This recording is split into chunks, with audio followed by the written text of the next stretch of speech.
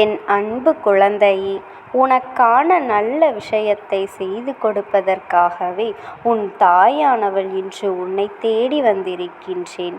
என் பிள்ளையே, உன்னை விட்டு பிரிந்த ஒருவரின் ஆன்மா உன்னோடு பேச ஆசைப்படுகின்றது. என் தங்கமே, உன்னோடு என்ன பேச ஆசைப்படுகின்றது என்பதனை நீ தெரிந்து கொள்ள வேண்டும். என் தங்கமே, இந்த 15 நாட்களில் உன் இல்லத்தை விட்டு பிரிந்து போனவர்களினுடைய ஆத்மா வந்து செல்லும். அதிலும் குறிப்பாக முன்னோர்களின் ஆத்மா வந்து செல்லும். இது சமீபத்தில் உன்னை விட்டு பிரிந்த ஒருவரின் ஆத்மாவாக இருந்து தீராத வேதனைதான் உன்னை காண வேண்டும் என்று ஆசைப்பட்டு அவர்கள் உன் இல்லத்திற்கு வந்திருக்கின்றார்கள். அந்த ஆத்மா உன்னோடு பேச ஆசைப்படுகின்றது.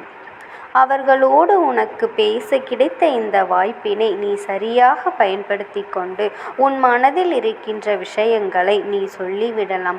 அவர்கள் என்ன நினைக்கின்றார்கள் என்பதனை உன் அம்மா நான் இன்று உனக்கு சொல்கின்றேன். அதற்கு முன்பாக ஒரு விஷயத்தை நீ தெளிவாக புரிந்து கொள். இன்றைய நாளில் மகா ஆலய பட்சத்தில் வருகின்ற மகாபரணிதான், அதாவது கார்த்திகை மாதமும் வருகின்ற பரணி நட்சத்திரம் மகாபரணி என்று அழைக்கப்படும். அதாவது கார்த்திகை மாதத்தில் வரக்கூடிய பரணி நட்சத்திரத்தில் பரணி தீபம் ஏற்றுவோம். அதே போல இந்த புரட்டாசி மாசத்தில் வரக்கூடிய இந்த பரணியை மகாபரணி முன்னோர்களுக்கு தர்ப்பணம் கொடுக்க மிகவும் உகந்த நாள். எந்த நாளில் உன் முன்னோர்களும் உன் இல்லத்தில் இறந்து போனவர்களுக்கும் நீ தர்ப்பணங்கள் கொடுத்தாயானால் காசியில் சென்று அவர்களுக்கு நீ தர்ப்பணம் கொடுத்த பலன்கள் கிடைத்துவிடும். அவர்களினுடைய ஆத்மாவானது சாந்தியடைந்து விடும். அதனால் என் பிள்ளையே, வாய்ப்பு கிடைத்தால் நாளைய பரணி நட்சத்திரத்தில் மகாபரணி நட்சத்திரத்தில் நாளைய அவர்கள் மனதை நீ நிச்சயமாக அமைதிப்படுத்தி விடலாம். பெண் குழந்தையை பரணி நட்சத்திரத்துக்குரிய தேவதையாக விளங்குபவர் யமதர்மராஜா. இந்த நாளானது உனக்கு தற்பலன்கள் செய்வதற்கு ஏற்ற நாளாக மாறியிருக்கின்றது. இந்த நாளில் இந்த விஷயங்கள் எல்லாம் உன்னுடைய வாழ்க்கையில் உனக்கு நன்மைகளை கொடுக்க வேண்டும். உனக்கான பல நல்ல விஷயங்களை இந்த வாழ்க்கையில் ஏற்படுத்தி கொடுக்க வேண்டும். முன்னோர்களின் ஆசைகளை உனக்கு பெற்று கொடுக்க வேண்டும் என்று இந்த அம்மா உன்னோடு இந்த ஆத்மா பேசுவதை கொண்டு வந்து சேர்க்கின்றேன். அவர்களின் மனதில் என்ன இருக்கின்றது என்பதனை என் பிள்ளை நீ தெரிந்து கொள். உங்களை விட்டு இவ்வளவு சீக்கிரமாக பிரிந்து செல்வேன் என்று எதிர்பார்க்கவில்லை. என் மனது அந்த நேரத்தில் அத்தனை துடித்தது. என் உடலுக்கு என் ஆத்மா சென்று விடாதா என்று சுற்றி சுற்றி வந்தது. நான் என் உடலை சுற்றி வந்து தோல்வி பெற்ற பொழுது என் குடும்பமான உங்களை நான் சுற்றி சுற்றி வந்து ஏதாவது ஒரு வகையில் உங்களை தொட்டுவிட மாட்டோமா? மீண்டும் இந்த வாழ்க்கை என்ற இந்த விஷயம் நடந்ததும் என் மனது அதை ஏற்றுக்கொள்ள மறுத்துவிட்டது. அடுத்த நொடி நான் புரிந்து கொண்டேன், என்னுடைய வாழ்க்கை இங்கே முடிந்து விட்டது. இதன் பிறகு எங்கு எனக்கு எந்த வேலையும் இல்லை. நான் இருக்க வேண்டிய இடம் இது இல்லை என்பதை புரிந்து கொண்டேன். யதார்த்தம் என்னவென்று தெரிந்துவிட்டது. இந்த யதார்த்தத்தை தெரிந்து கொண்டு நான் இருக்க வேண்டிய இடத்தில் மனநிறைவோடு இருக்க ஆசைப்பட்டு, ஏனென்றால் நான் நினைத்தாலும் மீண்டு வர முடியாத இடமல்லவா. ஆனால் அங்கிருந்த பொழுது கூட என்னால் நிம்மதியாக இருக்க முடியவில்லை. ஏனென்றால் நீங்கள் வருந்தி நின்றது எந்த ஒரு போராட்டம் என்னை அங்கே அழைத்து விடாமல் செய்துவிட்டது. நானும் பலமுறை வருவதற்கு முயற்சிகளை செய்து வர முடியாமல் நின்றுவிட்டேன். இப்பொழுது இந்த மகா அலையவற்ற நாளில் யமதர்ம ராஜாவினுடைய ஆசிகளோடு விரும்பிய இடத்திற்கு செல்ல வேண்டிய ஒரு ஆசீர்வாதம் கிடைத்தது. இந்த அனுமதியோடு நான் செல்ல விரும்பிய இடம் என்னுடைய இல்லம் அல்லவா.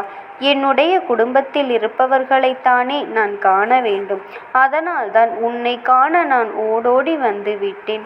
உங்களினுடைய இந்த நிலையை கண்டு நிச்சயமாக நான் மனவேதனை அடைகின்றேன். இந்த நிலை வாழ்க்கையில் மாற வேண்டும். இப்படி ஒரு வாழ்க்கையை வாழ்வதற்காகத்தான் இத்தனை காலமும் நான் கஷ்டப்படவில்லை. நல்லதொரு நிலையை அடைய வேண்டும். அப்பொழுதுதானே என்னால் இருக்கின்ற இடத்தில் நிம்மதியாக இருக்க முடியும். நான் இல்லை என்று நினைத்து கதறி அழுவதற்கு பதிலாக நான் எந்த ஒரு விஷயத்தை அடைய வேண்டும் என்று நினைத்தேனோ அந்த இடத்தில் இந்த குடும்பத்தை நிறுத்த வேண்டும் என்று ஆசைப்பட்டேனோ என்னுடைய லட்சியத்தை அடைவதற்காக நீ பாடுபட்டாய். ஆனால் நிச்சயமாக அதற்கு நான் மனமகிழ்ச்சி அடைவேன். எனக்கென்ற வகையில் பல நல்ல விஷயங்கள் இருந்தது. அதையெல்லாம் விட்டுவிட்டு நான் இங்கிருந்து சென்று விட்டேன். என்னை விடவா உனக்கு வேதனைகள் அதிகமாக இருக்கப் போகின்றது? உண்மையாகவே நான் இல்லை என்பது உனக்கு மனவேதனையை கொடுக்கும். ஆனால் சர்வ நிச்சயமாக நீ என்னுடைய ஆசைகளை நிறைவேற்ற வேண்டும். இங்கிருக்கும் பொழுது நான் என்னென்ன தைரியத்தையும் ஊக்கத்தையும் உங்களுக்கு கொடுத்தேனும், எப்படியெல்லாம் இந்த வாழ்க்கையை வாழ வேண்டும் என்கின்ற ஒரு புத்துணர்ச்சியை கொடுத்து கொண்டிருந்தேனோ அதை உணர்வுகளோடு இனியும் இந்த வாழ்க்கையை வாழ வேண்டும் என்று நினைக்கின்றேன். இந்த வாழ்க்கையில் உனக்கான நன்மைகளை பெற்றுக்கொள்ள வேண்டும். எந்த பிரச்சனைகள் வந்தாலும், எந்த விஷயங்கள் உன் வாழ்க்கையில் உன்னை ஆட்டி படைத்தாலும் அத்தனை விஷயங்களில் இருந்தும் நிச்சயமாக மீண்டு வந்து எனக்கு பெருமை சேர்த்து கொடுக்க வேண்டும். இவர்கள் குடும்பத்தில் இருக்கின்றவர்கள் எக்காலமும் தோற்று போக மாட்டார்கள் என்று சொல்ல வேண்டும். உங்களினுடைய கண்ணீர் அத்தனையும் பொடியாக்கி கொண்டிருக்கின்றது. எனக்கு இங்கு வந்தால் நிம்மதியாக இருக்க வேண்டும். அது இல்லாமல் உங்களினுடைய கண்ணீரையும் உங்களின் மனதில் இருக்கின்ற வேதனைகளையும் மட்டுமே என்னால் பார்க்க முடியாது. என்னுடைய குடும்பத்தில் இருக்கின்றவர்கள் வேதனைப்படுவதை நான் ஒருபொழுதும் விரும்பவில்லை. இப்போதாவது என்னுடைய உணர்வுகளை புரிந்து கொண்டு என்னையாவது இந்த வாழ்க்கையில் நிச்சயமாக ஒரு சாதனையை புரிவதற்கு தொடங்கிவிட வேண்டும். ஒரு நொடி கூட இனி தாமதிக்க கூடாது. இந்த வாழ்க்கையை நல்லபடியாக வாழ்ந்து காட்ட வேண்டும். மற்றவர்கள் மூக்கின் மேல் விரலை வைத்து பார்க்கின்ற அளவிற்கு நல்ல நிலையை இந்த வாழ்க்கையில் அடைந்துவிட வேண்டும். இனியாவது இதை மறக்காமல் நீ முன்னேறி சென்று கொண்டிருந்தால் நான் எப்பொழுதும் உங்களை ஆசீர்வதித்து கொண்டே இருப்பேன் என்பதனை மறக்கக்கூடாது. என் தங்க பிள்ளையே, உன்னை விட்டு பிரிந்து போன இந்த ஆத்மாவினுடைய வாக்கினை கேட்டாய் அல்லவா? இனிமேலாவது இவர்களின் மனம் கோணாமல் நடந்து கொள். நிச்சயமாக எல்லா அற்புதங்களும் உன் வாழ்க்கையில் நடக்கும். அத்தனை அற்புதத்தையும் நிகழ்த்தி கொடுக்க உன் தாயானவள் நான் எப்பொழுதுமே உனக்கு துணையாக இருந்து கொண்டிருப்பேன். நீ எதை நினைத்தும் கவலைப்படாமல் தைரியமாக இரு. என் அன்பு குழந்தைக்கு இந்த அம்மாவினுடைய அன்பும் ஆசீர்வாதங்களும் எப்பொழுதுமே முழுமையாக கிடைத்து கொண்டே இருக்கும்.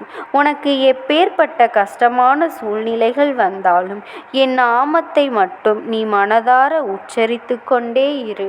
ஓம் சக்தி. ஓம் ஆதிபரா சக்தி.